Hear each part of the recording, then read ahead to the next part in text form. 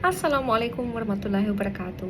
So, while I was live earlier, I saw this comment sa akin blew up. And, it's a very long comment, honestly. I don't know how to reply with video.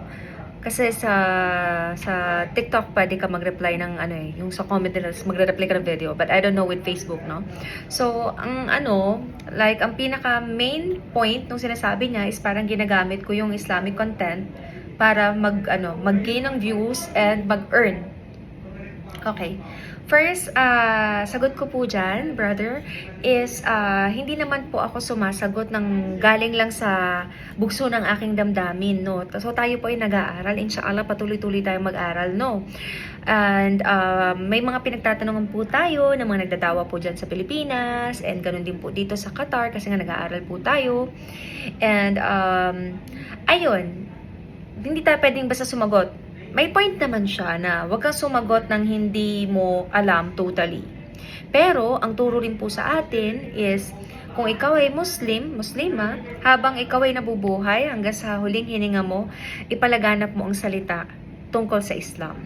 Kasi napakarami pong misconception. Okay po?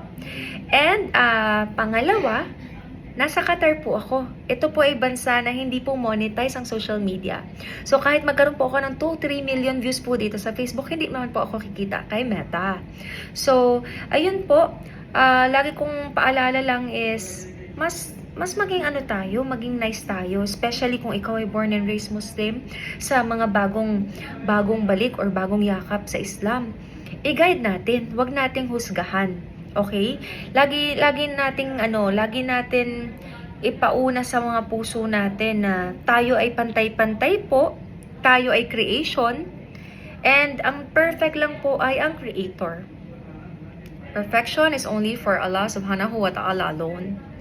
And all the worship is for Allah subhanahu wa ta'ala. So, wag po natin kalimutan yan. So, sa mga tao po, lahat po tayo nagkakasala. Lahat po tayo ay hindi perpekto.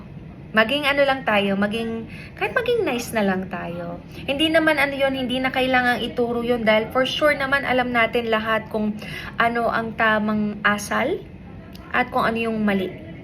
Okay po, inshallah, no? So, ayun po. Till my next video. So, sa hindi naka-follow dyan, pwede kayo mag-follow. Sa mga hindi naman gusto, okay lang din po. Assalamualaikum. Miss Pray.